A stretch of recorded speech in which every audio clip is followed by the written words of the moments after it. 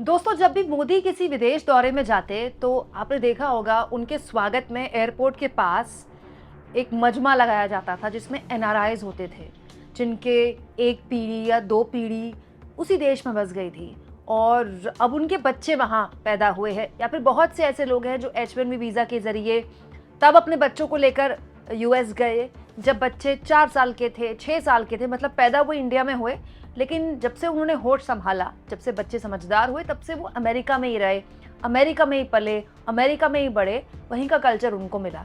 तो ये जितने भी लोग थे ये मोदी मोदी के नारे लगाते थे और मोदी ने विश्व गुरु बना दिया और भारत का डंका पूरी दुनिया में बज गया, इस तरह की बातें ये लोग किया करते थे, याद है ना। और हमारे जैसे लोग ऐसे लोगों की तस्वीरें देखकर यही बोलते थे कि अगर विश्व गुरु का डंका बज ही रहा है पूरी दुनिया में और मोदी ने भारत की काया पलट कर ही दी है, तो ये सब परिवार वापस भारत क्यों नहीं आ जाते। दोस्तों, मजाक में बोली हुई ये बात ऐसा लगता है कि इन परिवारों पर अब सच साबित हो सकती है। एक बहुत ही परेशान करने वाली खबर आई है। यकीन मानिए केवल मेरा यूट्यूब चैनल ही है जहां पर आपको इतनी डिटेल में ऐसी ऐसी खबरें ढूंढ ढूंढ कर खोज कर मैं आपके लिए लेकर आती हूँ। आज टाइम्स ऑफ इंडिया का ये आर्टिकल मैं आपके लिए लेकर आई हूँ। ये आर्टिकल, इसको जरा गौर से देखिए, जिसमें तफसील से बताया गया है कि भारत के 1 लाख से ज्यादा, करीब करीब 1,34,000 ऐसे लोग हैं जो यहाँ से वहां गए और उनके बच्चे उस वक्त छोटे थे, 3 साल के, 4 साल के, 5 साल के, 6 साल के। बेसिकली उनके बच्चों ने वहीं स्कूलिंग की, वहीं कॉलेज में पढ़े, वहीं अब उनकी कोशिश है कि वो नौकरियां करें। लेकिन अब उनके पास वापसी का खतरा मंडरा गया है क्योंकि ट्रंप अब उन्हें आग दिखा रहे हैं। यानी कि वो लोग जो मोदी मोदी के नारे लगाते थे, जब मोदी जी अमेरिका में जाते थे, स्टेडियम भर दिया जाता था ऐसे लोगों के जरिए, और अमेरिका के अलग अलग हिस्सों से सपरिवार ये लोग हाथों में स्लोगन लेकर आते थे भारत के विश्व गुरु बनने के। उनके पास अब स्वर्णिम काल आ गया है कि वो सपरिवार वापस आ जाए। दोस्तों, इस खबर को मैं आपके सामने बहुत ही संक्षिप्त में, जल्दी जल्दी, आसान भाषा में रखती हूँ। बेसिकली जो डेटा अमेरिका ने जारी किया है उसमें ऐसे करीब 1,34,000 बच्चे हैं जो कि बहुत जल्दी 21 साल के हो जाएंगे, और 21 साल के जब हो जाएंगे तो वो एलिजिबल हो जाते हैं वहाँ के ग्रीन कार्ड मिलने के, यानी कि वहाँ के सिटीजनशिप उनको मिल जाए। ये बच्चे वो बच्चे हैं, जैसा कि मैंने आपको बताया, जिनकी पैदाइश भारत में थी, लेकिन जब से छोटे बच्चे थे ये माँ बाप के साथ चले गए अमेरिका क्योंकि पापा मम्मी की जॉब लग गई अमेरिका। तो बेसिकली अब क्योंकि 21 साल के होने वाले, तो अब इनके पास इनको ग्रीन कार्ड मिलने वाला था, लेकिन अब इनके सामने एक बहुत बड़ा संकट खड़ा हो गया है कि अब इन्हें ग्रीन कार्ड मिलना मुश्किल हो गया है। तो अब इनके पास दो ही विकल्प है, या तो ये सपरिवार भारत वापस आ जाएं, या फिर ये अमेरिका छोड़कर कनाडा या फिर दूसरे देश चले जाए। दोस्तों, सुनने में ये जितना आसान लग रहा है ये है उतना ही कॉम्प्लिकेटेड। जैसा कि इसी खबर में देखिए, एक कैलिफोर्निया में रह रही 20 साल की नर्सिंग स्टूडेंट के बारे में लिखा है कि उसने अपनी पूरी शिक्षा अमेरिका में पूरी की और अब जब वो एलिजिबल हो गई थी ग्रीन कार्ड के लिए, तो अब जो नए नियम है उसके लिए ग्रीन कार्ड मिलना मुश्किल हो गया है। हालांकि उसके पास विकल्प है कि वो F1 यानी कि स्टूडेंट वीज़ा में वहाँ पर रह ले। लेकिन आप सोचिए कि एक ऐसा बच्चा जिसने स्कूलिंग अमेरिका से की, जिसने कॉलेज अमेरिका से किया, जो आगे भी अमेरिका में बसना चाहता है, अब उससे कहा जाएगा कि आप अमेरिका के नागरिक नहीं हो और आप स्टूडेंट वीज़ा में रहो।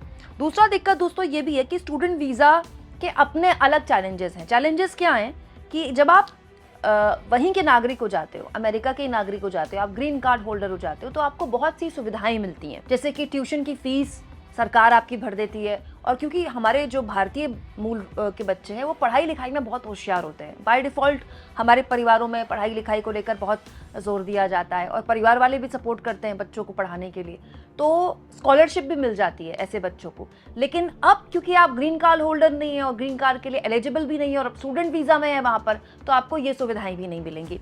देखिए इसी खबर में आगे एक और ऐसे स्टूडेंट के बारे में लिखा है, I will have to pay fees as high as $45,000 compared to $10,000 that my friend here pay। मतलब एक ऐसा बच्चा बता रहा है जिसको उम्मीद थी कि उसको ग्रीन कार्ड मिल जाएगा, वहाँ की नागरिकता उसको मिल जाएगी, अब उसको नागरिकता नहीं मिल रही है या फिर वो रास्ता मुश्किल हो गया है। तो अब वो बच्चा ये कह रहा है, वो स्टूडेंट ये कह रहा है कि अब उसको और उसके परिवार को करीब $45,000 पूरी की पूरी फीस भरनी पड़ेगी। अगर आप उसको भारतीय रुपये में कन्वर्ट करते हैं तो ये 39 लाख से ज़्यादा है, 39.2 लाख, विच इज़ ह्यूज, बहुत ज़्यादा है यार। ये फीस है, कोई हल्की फीस नहीं है। लेकिन अगर इनके पास ग्रीन कार्ड होता, या फिर वो बच्चे जिनके पास वहीं की सिटीजनशिप है, जो वहीं पैदा हुए, जो वहीं के बच्चे हैं, वही कोर्स उनको कितना सस्ता पड़ रहा है देखिए। उनको केवल $10,000 पे करना है, यानी कि 8.7 लाख। मतलब कितना फर्क है, कहाँ 39.2 लाख,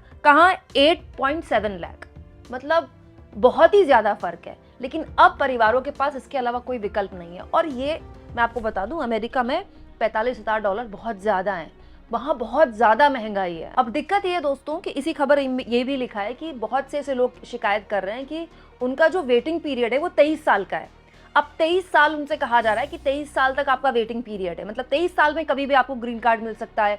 हो सकता है 10 साल में मिले, 5 साल में मिले, या 23 साल में मिले। और बहुत से ऐसे बच्चे हैं जो अगले 2 साल में 21 साल के होने वाले हैं, तो उनके पास 23 साल तो है नहीं।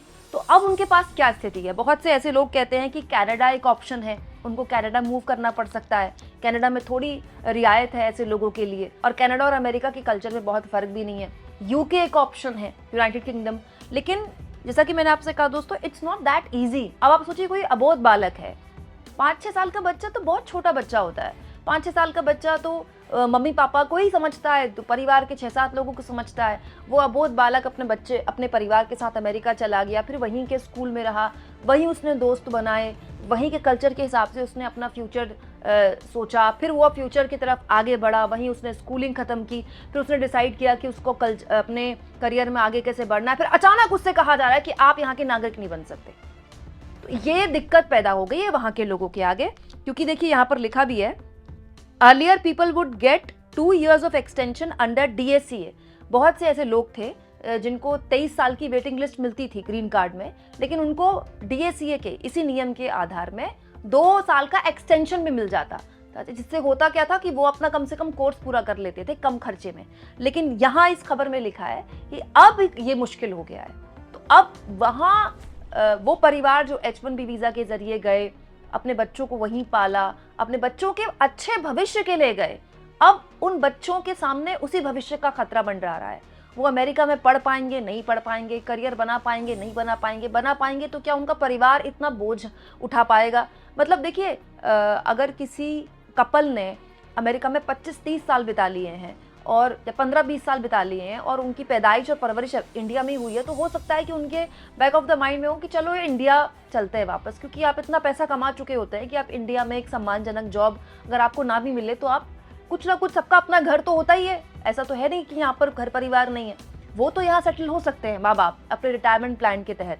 लेकिन बच्चे की तो पूरी जिंदगी आ गया ना, उसका पूरा करियर आ गया है। ये संकट अब खड़ा हो गया वहां रह रहे बच्चों के आगे। मतलब आप सोचिए दोस्तों, ऐसे बहुत से परिवार होंगे जब मोदी जी अमेरिका जाते होंगे तो उनके स्वागत में मोदी मोदी के नारे लगाते होंगे, हाथ में भारत का झंडा लेकर, और माइक में, खास तौर पर ANI के माइक में बोलते होंगे कि मोदी जी ने भारत को विश्व गुरु बना दिया। मोदी जी जब भी अमेरिका गए उन्होंने स्टेडियम वगैरह भी खूब उनके स्टेडियम वगैरह बुक हुए हैं। आपको पता ही है हमारे मोदी जी जब भी जाते हैं विदेश में तो उनको वहाँ भाषण देने का कितना शौक है। घंटा 1.5 घंटा भाषण होता है उनका, उसमें भीड़ होती है। मतलब पूरे अमेरिका में जो भारतीय मूल के लोग हैं वो परिवार सहित यहाँ आते हैं, फिर वो हाथ में मोदी के पैम्पलेट लेते हैं और मोदी भाषण देते हैं और मोदी मोदी के नारे लगाते हैं, और वो ये बताते हैं कि भारत कितना बड़ा मतलब कितने प्रगति कर गई मोदी के रहते। लेकिन सोचिए अब उनके सामने कितना बड़ा धर्म संकट है। माँ बाप तो वापस आ भी जाएंगे, लेकिन बच्चे कैसे अपना भविष्य इस देश में देखेंगे जिस देश को वो समझते ही नहीं है। बहुत से ऐसे तो बच्चे हैं जो यहाँ की भाषा भी नहीं समझते हैं। मेरे कई ऐसे दोस्त हैं अमेरिका में जिनकी बच्चों की पैदाइश भी वहीं हुई है और अब उनकी परवरिश भी वहीं हो रही है, तो उनको बड़ी हिंदी भी बड़ी मुश्किल से आती है समझ में। तो ये एक सच्चाई है दोस्तों। कोई अमेरिका का बच्चा अगर इंडिया में पैदा होगा और उसके माँ बाप हिंदी बोलेंगे तो उसके लिए भी इंग्लिश समझना मुश्किल होगा। ये एक प्रैक्टिकल सी चीज़ है। लेकिन ये जो ट्रम्प प्रशासन है अब उन भारतीयों के लिए मुश्किल पैदा कर रहा है।